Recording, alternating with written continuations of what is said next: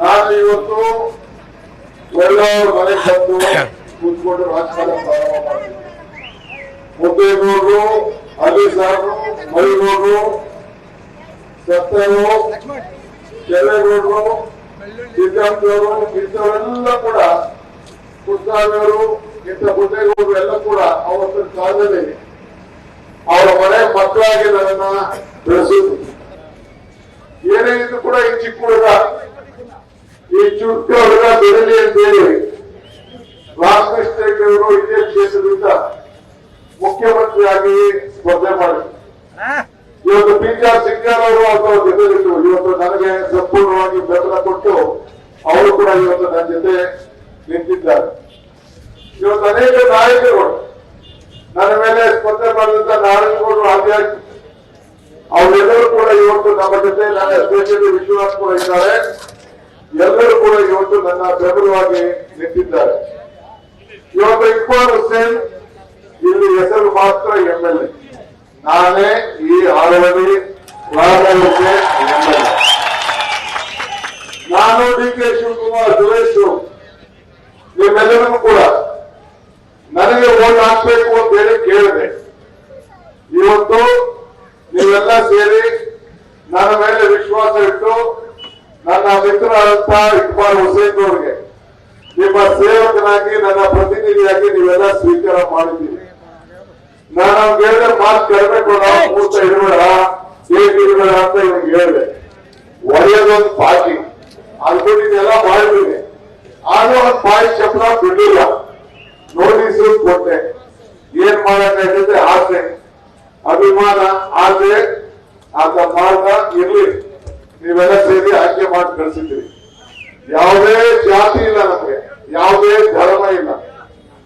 ನಾನು ಇವತ್ತು ಕೂಡ ಇಲ್ಲಿ ಏನು ಪ್ರತಿನಿಧಿಯಾಗಿದ್ದೀನಿ, ಪಕ್ಷದ ಎಲ್ಲ ಕಾರ್ಯಕರ್ತರಿಗೆ ನಿಮಗೂ ಕೂಡ ಹೇಳ್ತಾ ಇದ್ದೀನಿ, ಸಿಕ್ಕ ಅವಕಾಶವನ್ನ ನಿಮ್ಮ ಬದುಕಿನಲ್ಲಿ ಬದಲಾವಣೆಯನ್ನು ಮಾಡಿಕೊಡ್ಲಿಕ್ಕೆ ನೀವು ಉಪಯೋಗಿಸ್ಕೊಳ್ಬೇಕು.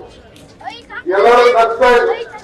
ಇದನ್ನ ಬೆಂಗಳೂರು ದಕ್ಷಿಣ ಜಿಲ್ಲೆ ನಮ್ಮ ಸ್ವಾಭಿಮಾನದ ಹೆಸರನ್ನ ಇಳಿಸ್ಕೊಳ್ಬೇಕು ಅಂತ ಹೇಳಿ ನಿಮ್ ಯಾರ ಜೋಗು ನಾನು ದುಡ್ಡು ಹಾಕಕ್ಕೆ ಆಗುದಿಲ್ಲ.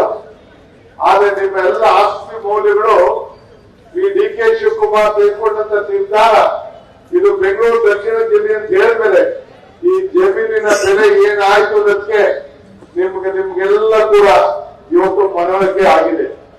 ಸೊ ಇದೊಂದು ದೊಡ್ಡ ಐತಿಹಾಸಿಕವಾದಂತ ತೀರ್ಮಾನ. ನಾನೇನು ಹೊಸದಾಗಿ ಸೃಷ್ಟಿ ಮಾಡಲಿಲ್ಲ. ದೊಡ್ಡಾಳಲ್ಲಿ ಕೆಂಪೇಗೌಡರ ಮಗ ಡಿ.ಕೆ. ಶಿವಕುಮಾರ್ ಅಂತ ಹೆಸರನ್ನ ಚೇಂಜ್ ಮಾಡ್ಬೋದು ಆಗ್ತದ? ಆಗುದಿಲ್ಲ. ಹಂಗೆ ಇವತ್ತು ನಾವು ನೀವೆಲ್ಲ ಬೆಂಗಳೂರು ಜಿಲ್ಲೆಯವರು, ಬೆಂಗಳೂರು ಜಿಲ್ಲೆ ಹೋಗಿ ಬೆಂಗಳೂರು ಗ್ರಾಮಾಂತರ ಜಿಲ್ಲೆ ಆಯ್ತು.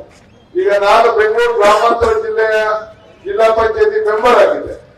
ಅನೇಕರು ರಾಮನಗರ ಬೆಂಗಳೂರು ಗ್ರಾಮಾಂತರ ಜಿಲ್ಲೆ ಮೆಂಬರ್ಗಳಾಗಿದ್ರು. ಇಲ್ಲಿರುವಂತಹ ಜಿಲ್ಲಾ ಪಂಚಾಯತಿ ಮೆಂಬರ್ಗಳು ಯಾರಿದ್ದಾರೆ ಅವರೆಲ್ಲ ಆಗಿದ್ರು.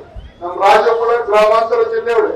ಎಲ್ಲರೂ ಕೂಡ ಈಗ ಯಾರು ನಾವು ಸ್ಟೇಜ್ ಮೇಲೆ ಇದ್ದೀವಿ, ನಾವೆಲ್ಲ ಬೆಂಗಳೂರು ಗ್ರಾಮಾಂತರ ಜಿಲ್ಲೆ, ಆಮೇಲೆ ಈಗ ದಕ್ಷಿಣ ಜಿಲ್ಲೆ.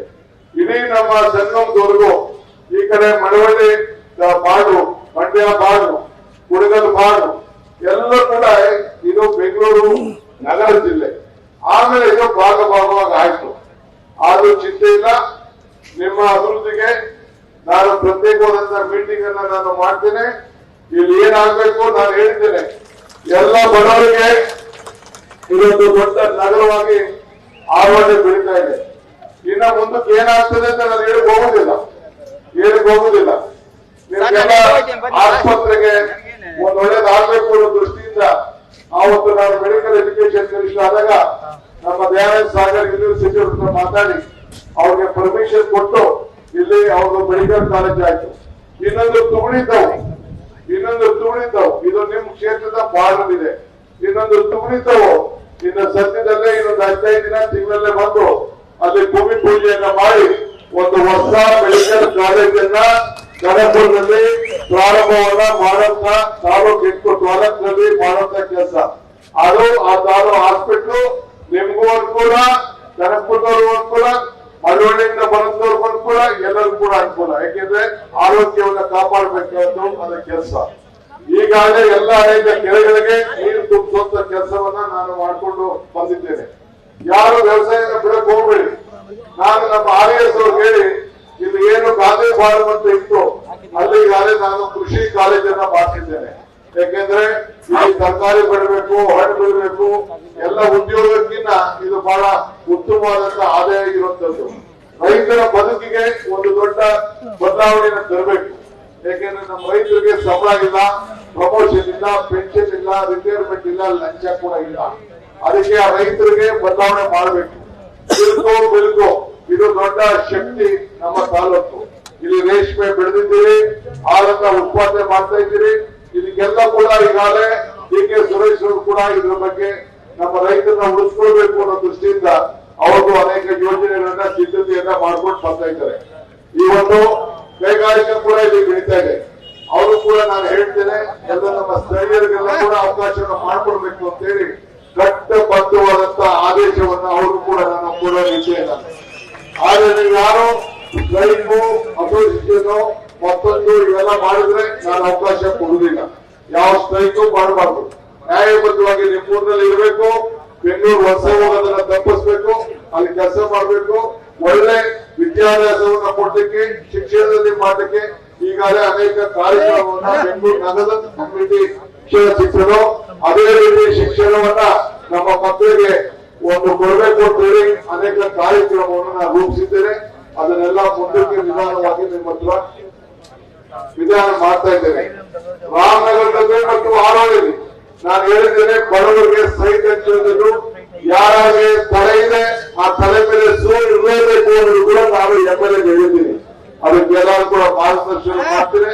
ತಾಳ್ಮಗೆರೆ ಮತ್ತು ಜನತಾದಳದ ನನ್ನ ಕಾರ್ಯಕರ್ತರಿಗೆ ನಾನು ಹೇಳೋದಿಷ್ಟೇ, ಇವತ್ತು ಹಿಂದೆ ನಾನೇ ರಾಜಕೀಯವಾಗಿ ಬಿಜೆಪಿ ದೂರ ಇರಬೇಕು ಅಂತ ಹೇಳಿ ಇವತ್ತು ಅನಿತಾ ಕುಮಾರಸ್ವಾಮಿ ಅವರಿಗೆ ಬೆಂಬಲವನ್ನು ಕೊಟ್ಟು ನಾವೆಲ್ಲ ನಿಂತು ಸಹಾಯ ಮಾಡಿದ್ರು.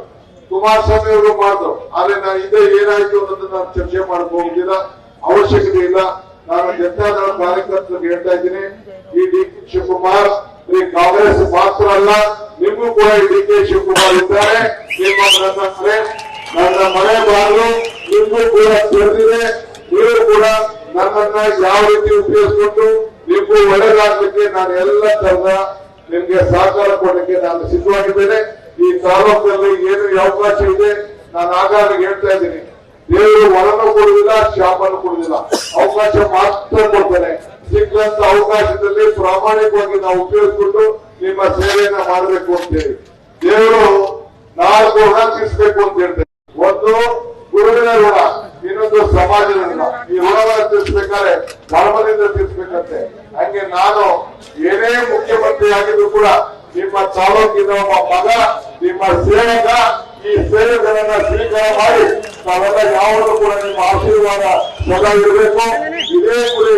ಇವತ್ತು ಯಾವ ರೀತಿ ನನ್ನನ್ನ 136 ಸೀಟನ್ನ ಕೊಟ್ಟಿದ್ದೀವಿ, ಅದಕ್ಕಿಂತ ಹೆಚ್ಚಿನ ಶಕ್ತಿಯನ್ನ ಮತ್ತೆ ನೀವು 2028 ಕೊಡಬೇಕು.